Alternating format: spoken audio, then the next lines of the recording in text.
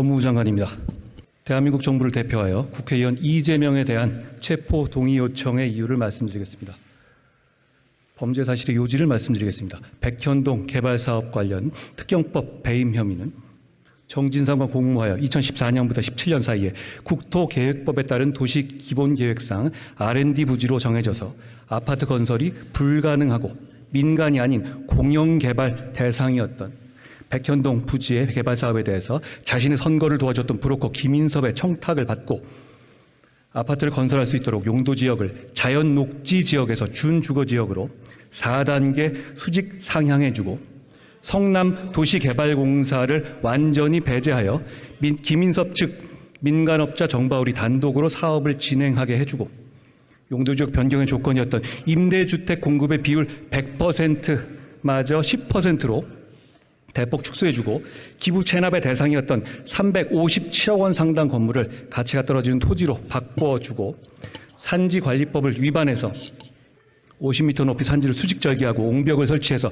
아파트 5개 동을 더 지을 수 있게 해주는 등 다수의 불법 특혜를 제공함으로써 김인섭 측의 정바울은 1,356억 원 상당의 이익을 취득했고 김인섭은 정바울로부터 이재명 시장에 대한 청탁의 대가로 77억 원을 실제로 수수했으며 공사가 사업에 참여했을 경우에 얻을 수 있었던 최소 확정 이익 200억 원을 받지 못하게 돼서 공사에 최소 200억 원 상당의 손해를 가했다는 겁니다. 검사 사칭 공직선거법 위반 사건 관련 위증교사 혐의는 자신의 검사 사칭 관련 공직선거법 위반 사건의 재판이 진행 중이던 2018년 김병량 전 성남시장의 수행비서였던 김진성이 당시 내용을 알지 못한다고 분명히 말했음에도 불구하고 직접 여러 차례 전화로 김진성에게 자신이 원하는 대로 허위 증언해달라고 요구하여 김진성으로 하여금 2019년 2월 성남지원법정에서 사실과 달리 검사 사칭 수사 당시 전 성남시장 김병량과 KBS 간에 최초로 PD에 대한 고소는 취소하고 이재명 의원만 주범으로 몰기로 하는 협의가 있었다는 취지로 허위 증언을 하도록 위증을 교사했다는 겁니다. 불법 대북송금 사건 관련 뇌물 외국환 거래법 위반 혐의는 경기도 평화부지사 이화영 등과 공모하여 2019년 경기도가 북한에 약속한 500만 달러 상당의 황해도 스마트팜 사업 지원을 UN 대북 제재로 인해서 이행하지 못하게 되고 북한이 이재명 지사 방북을 허락하는 조건으로 뒷돈으로서 요구하는 300만 달러의 불법 방북 비용을 지급할 방법이 없게 되자 쌍방울 회장 김성태로부터 경기도가 쌍방울과 함께 대북 사업을 추진하면서 독점적 사업 기회 제공 및 기금 지원 등을 해달라 경기도지사와 함께 동행 방북을 추진해 달라는 부정한 청탁을 받아주는 대신에 위와 같이 북한에 줄 불법 자금을 대납해달라고 요구하여 김성태로 하여금 사채 시장 등에서 마련한 800만 달러를 정부 허가 없이 소위 환치기 수법이나 직원 수십 명을 동원해서 책이나 화장품 케이스 등에 숨겨서 중국으로 밀반출시키는 수법 등으로 북한 인사에게 전달하게 했다는 겁니다. 이제 각각의 혐의에 대해 설명드리겠습니다. 먼저 성남시에서 일어난 전형적 지역 토착 비리 혐의인 백현동 개발 범죄 혐의입니다. 이 시장 측과 김인섭의 유착 관계에 대해서 먼저 말씀드리겠습니다. 이재명 의원과 정진상의 분신과 같은 관계에 대해서는 모두 잘 아시리라 생각합니다. 김인섭은 성남을 중심으로 선거에 개입해온 선거 브로커로서 2006년에 정계에 입문한 이 의원의 성남시장 선거에서 선대본부장을 맡아서 이재명 캠프를 총괄했고 2010년 및 2014년 성남시장 선거에서 사비로 여론조사를 실시, 선거사무소 마련, 선거 전략 수립, 후원금 마련 등 이재명의 당선을 도운 핵심 인물이었습니다. 이 의원과 정진상은 연배가 높은 김인섭을 형님으로 호칭해왔고 성남시장 재선 이후에는 이 사건 개발사업 관련 청탁이 들어오자 보답을 해야 하는 공생관계였습니다. 또한 그런 이재명 시장과의 특수관계 때문에 김인섭은 이재명 성남시의 외부 실세로서 공무원들의 인사와 각종 인허가에 개입하는 성남시의 로비스트, 인허가 해결사, 허가방 등으로 알려진 인물이었습니다. 김인섭은 정바울에게 이재명 시장 측에 대한 청탁의 대가로 거액을 요구했고 그 중에 절반은 두 사람, 즉 이재명 시장과 정진상의 몫이라고 했습니다. 불법 특혜 제공으로 민간 업자에게 거액의 이익을 가져다주고 로비를 맡은 측근이 그 대가로 수십억을 취득하게 해서 이를 향후 선거 정치 자금으로 삼으려 한 것이 이 사건 범행의 동기입니다. 불법 청탁의 전달과 각종 불법 특혜 제공 경위에 대해서 설명드리겠습니다. 백현동 부지에 대해서는 이재명 시장이 재임 중이던 2014년에 수립한 성남 도시 기본 계획에서 주거 용도로서의 개발을 전면 금지하고 공익을 위해서 R&D 용도로 개발할 것과 민간이 아닌 공영 개발 방식으로 진행할 것을 명확히 규정하고 있었고, 더구나 이 시장은 주거 용도 개발이 절대 불가하다는 입장을 언론과 자신의 SNS 등에 여러 차례 반복해서 강력히 표명했고, 같은 취지에 선거 공약까지 내세워서 2014년 6월에 성남시장에 재선되기까지 했습니다.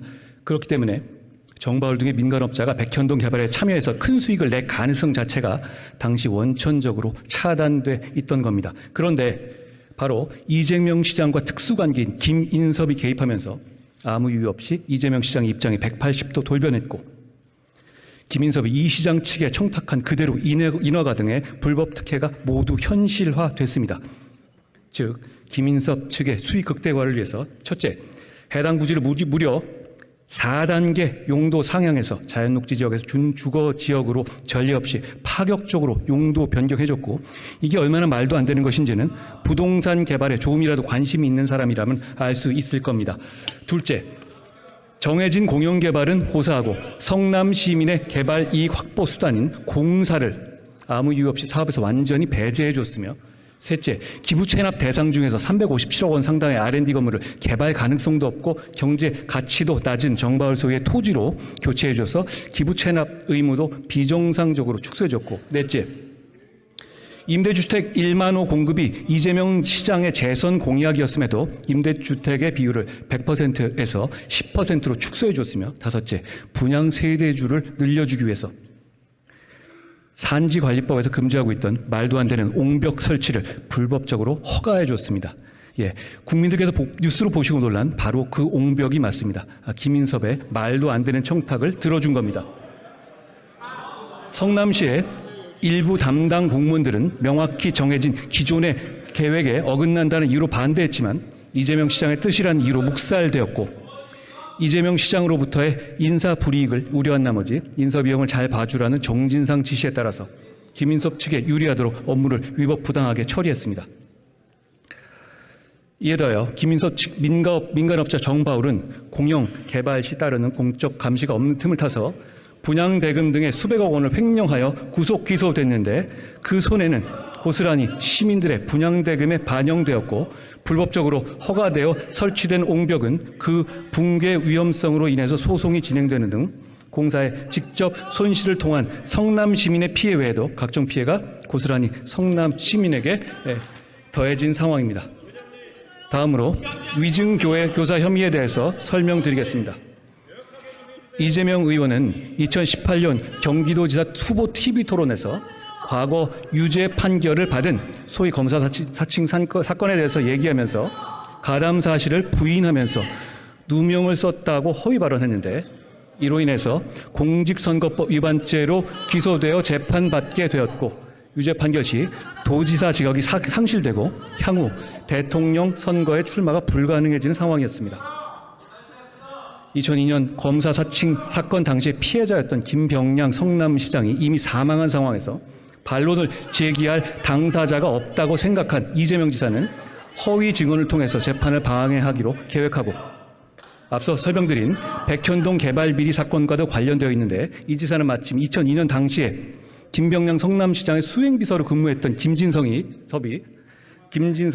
김인섭을 도와서 백현동 개발 사업의 인허가 알선에 관여하고 있어서 자신이 영향력을 행사할 수 있다는 사실을 알고 정진상과 김인섭을 통해서 김진성에게 접근하여 허위 증언을 요구했습니다.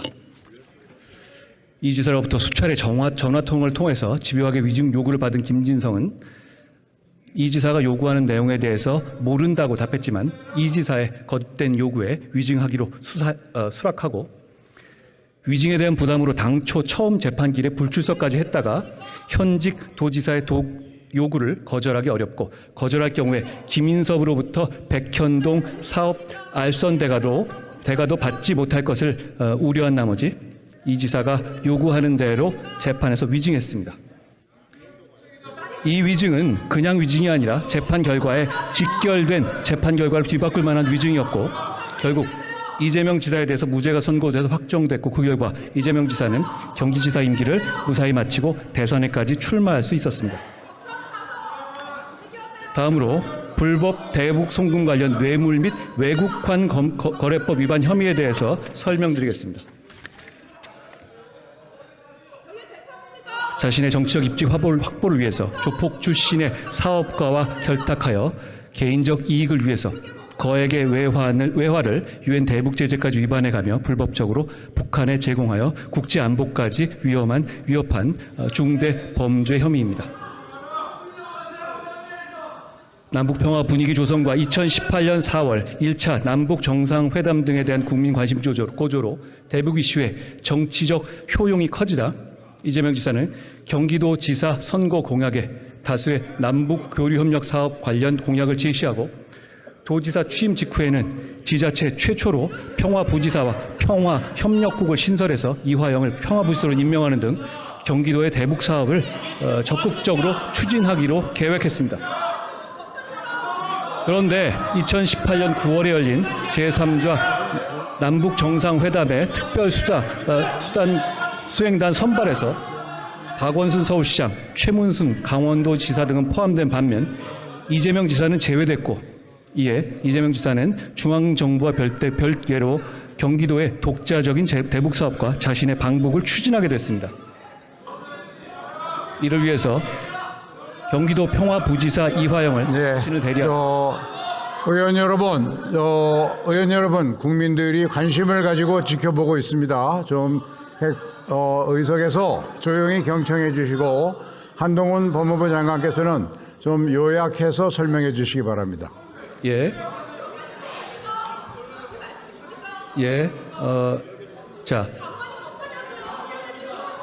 대북 제재로 인해서 경기도에서 그런 북한 지원을 하는 것이 불가능하다는 것을 알게 되자 경기도의 대북 사업과 자신의 방북이 수포로 돌아갈 것을 우려해서 북한에 돈을 줄 방법을 찾게 됐고 결국 쌍방울 회장 김성태에게 그 돈을 대신 내게 한 겁니다. 결국 그 요구에 따라서 김성태는 한국에서 다양한 불법적 방식으로 환치기를 하거나 중국으로 밀반출한 합계 800만 달러를 실제로 북한에 전달했습니다. 그 과정에서 현재 해외 도피 중인 역시 조폭 출신 KH그룹 7사주 배상윤도 김성태의 이지사 방북 추진 과정에서 2회 국제대회 비용 중의 일부를 지급한 사실도 확인됐습니다. 증거 설명입니다. 시간 관계상 극히 일부 증거만 예시하여 설명드리겠습니다. 백현동 사업 관련입니다. 이재명 의원은 김인섭과의 유착관계 자체를 부인하며 2010년 성남시장 당선 후에 김인섭을 멀리했다고 주장합니다. 그러나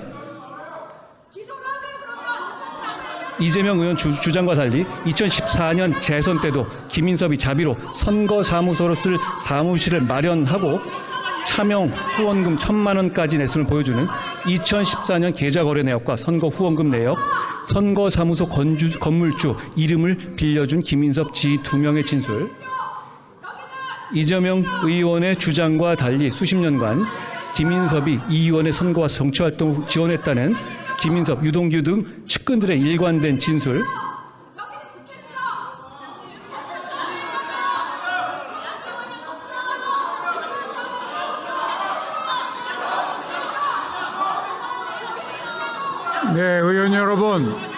의원 여러분 다시 한번 말씀드리겠습니다. 많은 국민들이 관심을 가지고 지켜보고 있는 안건입니다. 국회법에 따라서 법무장관이 제안 설명을 하게 되어 있습니다.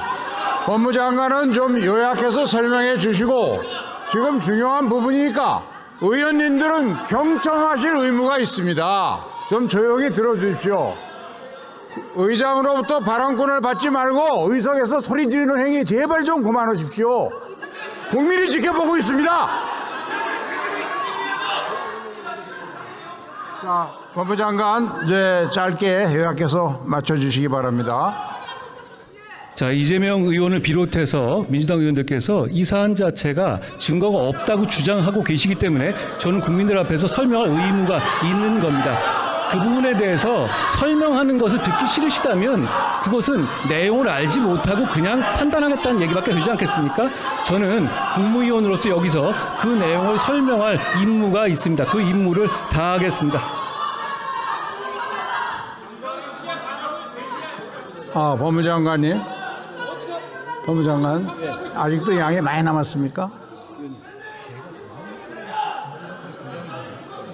그래서 나머지는 이렇게 서면으로 제출하거나 그러면 안 될까요? 좀 짧게 주려고요. 그래요.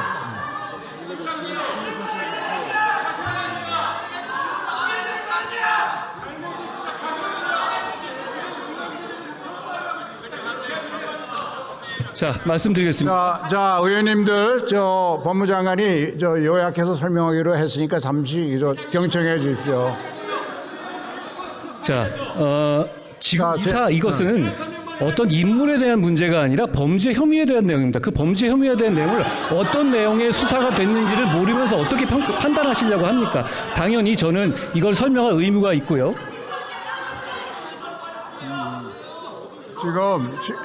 지금 의원 여러분, 지금 의석에 앉아 계신 의원님들과 법무장관이 토론하는 자리는 아닙니다. 국회법에 의해서 제안 설명을 할 의무와 또 책임이 법무장관에게 있어서 그걸 듣는 순간이고요. 법무장관은 이것이 피의사실 공표나 이런 쪽으로 연결될 수도 있기 때문에 요약해서 설명해 주시기 바랍니다.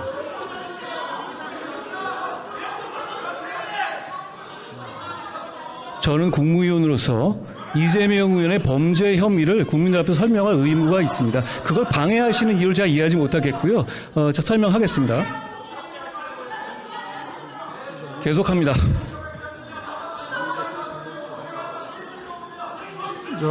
법무장관 잠시 중단해 주시고요.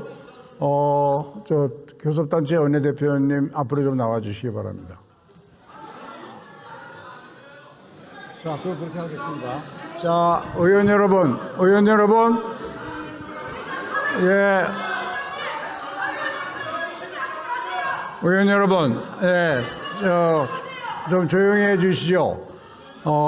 잘 아시는 것처럼 이 불체포 특권에 관한 제안 설명은 국회법상 법무부 장관이 국회에서 설명하게 되어 있습니다. 지금 제안 설명을 하는 자리입니다. 그런데 교섭단체별로 이 제안 설명이 지나치게 한쪽 주장을 일방적으로 해서 그동안의 관행에 맞지 않고 이렇게 되면 잘못하면 피의사실 공표 문제와 연결될 수 있으니까 그래서 의석에서 여러 의원님들이 이의를 제기하고 있습니다. 이런 점을 고려해서 이렇게 해 주시죠. 법무장관께서는 최대한 지금도 이미 시간이 많이 경과됐으니까 국회라는 건 그동안의 관행도 있으니까 좀 요약해서 설명해 주시고 가급적 빨리 끝내 주셨으면 좋겠습니다.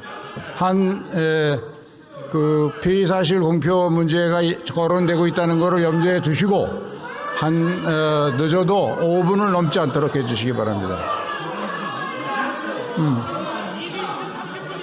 그렇게 하십시오. 네, 알겠습니다. 네, 의원 여러분, 법무장관이 최대한 요약 짧게 얘기하기로 약속을 했으니까 그 대신 여러분 제발 좀 의석에서는 조용히 경청해 주시기 바랍니다. 네, 자, 경청해 주시고 법무부 장관 다시 계속해 주십시오. 예. 자, 제가 준비해 온 내용은 범죄 혐의의 내용을 설명하는 것과 이 범죄 혐의를 뒷받침하는 상세한 증거 내용들의 일부였습니다. 그런데 지금 민주당에서 이 부분에 대해서 제가 말하는 것을 막고 계시고 그렇죠. 정상적인 진행이 안 되고 있는 상황이니까 그 부분은 저희가 이후에 서면으로 제공해 드리기로 하고 제가 마지막 부분에 체포의 필요성에 대해서만 말씀드리고 마치겠습니다. 마지막으로 체포 동의의 필요성에 대해서 말씀드리겠습니다. 대장동 위례 그리고 오늘의 백현동 사업 비리까지 모두 이재명 의원이 약 8년간 성남시장 시절에 잇따라 발생한 대형 개발 비리 사건들입니다. 지방자치 권력을 남용해서 자신의 측근들이나 유착된 민간업자들에게 특혜를 제공하고 천문학적 이익을 주는 범행의 방식이 대동소이합니다.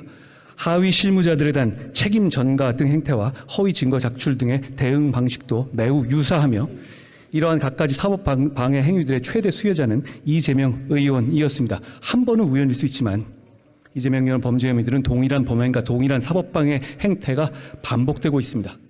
이 사건은 다수의 관련자가 조직적으로 관여한 범죄로서 이 의원의 정치적 지위와 지금까지의 수사 과정 등을 고려하면 공범들이나 참고인들에 대한 회유와 압박을 통한 증거인멸의 염려가 큽니다. 백현동 사건 관련해서 이재명 의원은 국토비 협박 등으로 용도 지역 변경을 허가해 줄 수밖에 없었다는 등 사후에 급조한 허위 사실관계를 주장하면서 사건 관련자들에게 가이드라인을 제시한 바 있고 바로 그 내용의 공직선거법 위반 허위사실 공표죄로 재판을 받고 있습니다. 게다가 공직선거법 위반으로 기소되자 본인이 직접 또는 전형수 비서실장 등을 동원하여 백현동 사건의 용도 지역 변경 등 업무를 담당했던 공무원들에게 마치 국토부에서 용도 지역 변경을 협박했던 것처럼 진술해달라고 집요하게 회유 또는 압박했던 사실도 드러났습니다. 이는 이재명 의원이 김진성에게 위증교사를 했던 것과 거의 같은 방식이었습니다.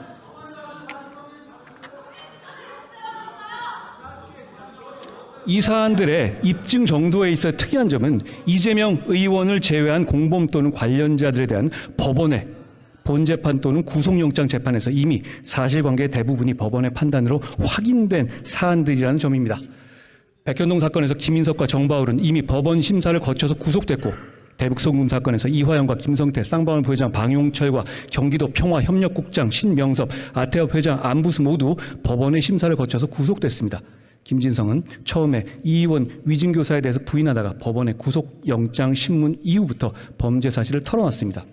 실제로 대장동 위례 사건부터 오늘 이 사건까지 이재명 의원이 공범이나 관련자로서 법원 심사를 거쳐서 구속된 사람이 총 21명이나 되고 불구속 기소된 사람은 더 많습니다. 이러한 대규모 비리 혐의 정점은 이 의원이고 이 의원이 빠지면 이미 구속된 실무자들의 범죄 사실은 성립 자체가 말이 안 되는 구조입니다. 예를 들어서 김인섭은 이재명 시장에 청탁하는 대가로 77억 받은 혐의로 구속됐고 자백했습니다. 상식적으로 이런 범죄 혐의들의 정점이자 최대 수혜자인 이 의원을 빼고 실무자급만 모두 구속되어 있는 것도 형평에 맞지 않습니다. 다들 아시다시피 이재명 의원 변명은 매번 자기는 몰랐고 이 사람들이 다 알아서 한 것이라는 겁니다. 그게 아니라는 증거들도 말씀드린 대로 많지만 상식적으로 그게 가능하겠습니까? 예를 들어서 평화부지선은 북한 이슈를 다루기 위해서 원래 없던 자리를 이재명 지사가 만든 자리인데 그런 평화부지사가 북한과의 교섭을 자기 몰래 했다는 이재명 의원의 주장은 비상식적입니다. 현 정부의 출범 이후 지금까지 체포 동의 요청에 대한 국회 표결이 5번 있었습니다. 그중 국민의힘 하영재 의원권만 가결됐고 나머지 건들은 모두 부결됐습니다. 그때마다 민주당은 부결한 이유를 한결같이 검찰의 조작이고 부당한 영장 청구이기 때문에 부결한 것이라고 했습니다. 그런데 돈봉투 사건의 체포 동의안 부결 당시 검찰의 조작이라던 윤관석 의원은 며칠 전 공개법정에서 돈봉투 20개를 수수한 사실을 자백했습니다. 본인도 다 털어놓은 마당에 아직까지도 검찰의 조작이고 부당한 영장이었다고 말씀하실 분은 이제는 없을 거라고 생각합니다. 그런데 이제 이 사건에 대해서 이재명 의원은 검찰의 조작이라는 똑같은 말을 하고 있습니다. 2달 전인 7월 18일 이재명 의원이 속한 민주당 의원 168명 전원은 불체포 특권의 포기를 결의했습니다. 석 달 전인 지난 6월 19일 이재명 의원은 바로 이 자리에서 저에 대한 정치 수사에 대해서 불체포 권리를 포기하겠습니다라고 국민들께 자발적으로 약속했습니다. 여기 계신 민주당 의원님들도 이재명 의원이 임명한 혁신위도 그 약속을 높이 평가했습니다. 누가 억지로 시킨 약속도 아니었습니다. 심지어 조작 수사라고 해도 불체포 특권을 포기하겠다며 정당한 수사니 뭐니 하는 부가 조건을 달지도 않겠다고 스스로 명시적으로 약속한 것이어서 다른 해석의 여지도 없습니다. 지금은 주권자인 국민들께 한 약속을 지킬 때입니다. 고맙습니다. 네. 네.